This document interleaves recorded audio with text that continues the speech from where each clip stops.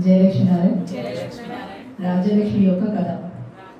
రాజ్యలక్ష్మి యొక్క కథ ఎట్లా అంటే కనుక, అమ్మవారు శ్రీరంగంలో తన అంతఃపురంలోనే ఉంటుంది. అందుకని ఆమె శ్రీరంగ నగరాశ్రిత.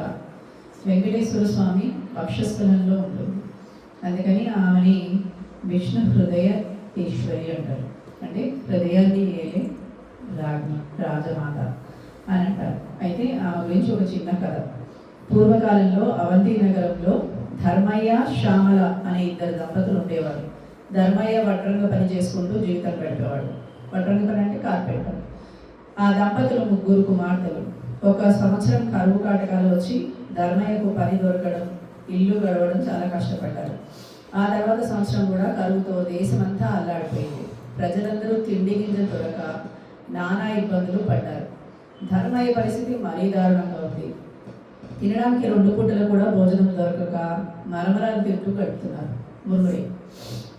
గడుపుతున్నారు. కానీ ఆ దంపతులు ఇద్దరు ఎంత కష్టకాలంలో కూడా భగవంతుడి నామము, అమ్మవారి నామము మరవలేదు. వారింట్లో తరతరాల నుంచి వస్తున్న శ్రీ లక్ష్మీనారాయణల విగ్రహం ఒకటి ఉంది.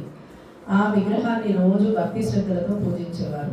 రోజు ఏదో ఒక పదార్థం తప్పకుండా నైవేద్యం పెట్టడానికి ప్రయత్నం చేసి పెట్టేవారు.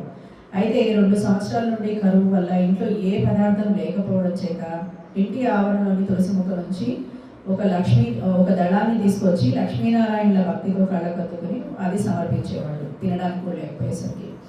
ఇలా రోజులు గడుస్తూ ఉండగా ఒక రోజు రాత్రి 10 గంటల సమయంలో ఎవరో డోర్ కొట్టిన శబ్దమైంది. ఈ వేళలో ఎవరు వచ్చి ఉంటారా అని ఆలోచిస్తూ తలుపు తీసిన ధర్మయ్య దంపతులకు మధ్య వయస్సురాలైన ఒక చక్కటి ముత్తైదువ కనిపించింది. ఆమెలో ఏదో ఒక దివ్య తేజస్సు ఉంది. ఆమెను చూస్తుంటే చాలు రాత్రి వేళ ఇలా ఒంటరిగా వచ్చిన ఈమె ఎవరై ఉంటుందా అని ఆలోచిస్తుండగా ఆమె వీరితో ఇలా అంది: నాయన, నేను పొరుగురు నుంచి మా ఊరికి వెళ్తూ దారి తప్పి ఇటు వచ్చాను. కాబట్టి ఈ రాత్రి కావడంతో త్రోవ సరిగ్గా తెలియడం లేదు. ఈ రాత్రి మీ ఇంటనే విశ్రమించి తిరిగి ఉదయాన్నే వెళ్ళిపోతాను అని అడిగింది. అప్పుడు ఆ దంపతులు ఇద్దరు ఆమెను లోపలికి రమ్మని ఆహ్వానించారు. అతిథి భగవంతుడితో సమానం అంటారు కదా. కానీ వీళ్ళింట్లో ఇవ్వడానికి, తిండి పెట్టడానికి కూడా ఏమీ లేదు, ఏమీ కనిపించలేదు. కాసి మంచినీళ్ళు మాత్రమే ఉన్నాయి, అవి ఇచ్చారు. ఇంట్లో పడుకోవడానికి ఒక చాప మాత్రమే ఉంది. ఆ చాపనే ఆమెకి ఇచ్చారు. ఆ రాత్రి ఆమె చాపపైనే నిద్రించింది.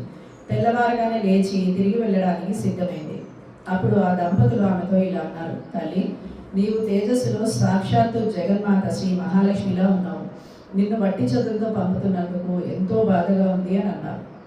అప్పుడు ఆమె: ఓ దంపతులారా, మీరు చింతించద్దు, మీ ఇంట ఉండడానికి ఒప్పుకున్నారు, అదే చాలు అని అన్నది.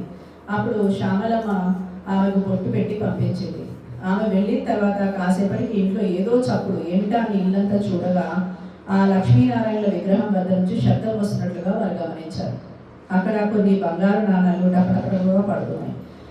అప్పుడు వారికి జరిగిందంతా అర్థమైంది. రాత్రి తమ ఇంటికి వచ్చింది మరెవరో కాదు, సాక్షాత్తు ఆ జగన్మాత అయిన మహాలక్ష్మియే. ఆ తల్లికి తామేమి ఇవ్వలేకపోయామే, కనీసం తగిన వసతి కూడా కల్పించలేకపోయామని చాలా బాధపడ్డారు. ఆ తల్లిని అనేక విధాలా స్తుతించారు. శ్రీ మహాలక్ష్మి అనుగ్రహం కలిగిన ఆ కుటుంబం ఆ ధనంతో పిల్లల పెళ్లిళ్ళు ఘనంగా జరిపించారు. జీవించినంత కాలం సుఖంగా జీవించి ఎన్నో సత్కార్యాలు చేసి చివరికి ముక్తిని పొందారు. దీపలక్ష్మి స్వరూపం ధర్మయ్య దంపతులు రోజు శ్రీ లక్ష్మీనారాయణల విగ్రహం వద్ద దీపం వెలిగించేవారు. ఎంతటి కష్ట సమయంలోనైనా దీపారాధన మారలేదు. అందువలనే శ్రీ మహాలక్ష్మి ఎంతో సంతోషించి వారిని అనుగ్రహించింది. దీపం అనేది జ్ఞానస్వరూపం, దీపం అనేది ఐశ్వర్య స్వరూపం. దీపం ఉన్న చోట మహాలక్ష్మి చిరునవ్వుతో ఉంటుంది. ఎవరైతే నిత్యం దీపారాధన చేస్తారో వారింట్లో సిరి సంపదలకి లోటు ఉండదు, దేనికి లోటు ఉండదు, ధనధాన్యాలు సమృద్ధిగా ఉంటాయి. ఆ తల్లి అనుగ్రహం ఉన్నవారికి సర్వ సౌభాగ్యాలు లభిస్తాయి. ఓ జగజ్జనని, జగన్మాత శ్రీ మహాలక్ష్మి, నీకివే మా నమస్కారాలు. ఓ సర్వమంగళ ప్రదాయిని, నీకివే మా ప్రణామాలు. ఓ లోకేశ్వరి, నీకివే మా నమస్కారాలు. భక్తుల కోరికలు తీర్చే కల్పవల్లి, శ్రీమన్నారాయణ ఇష్టసఖివి, కమలంలో వంటి కర్ల కలదానివి, సమస్త శుభములు ప్రసాదించదానివి, నీకు జయమగుగాక. రాజ్యలక్ష్మి, నీకు జయమగుగాక. శ్రీ మహాలక్ష్మి, నీకు జయమగుగాక. శ్రీమన్నారాయణ, మీకు అనేక జయములు జరుగుగాక, అనేక మంగళములు జరుగుగాక. జై శ్రీమన్నారాయణ, జయ లక్ష్మీ.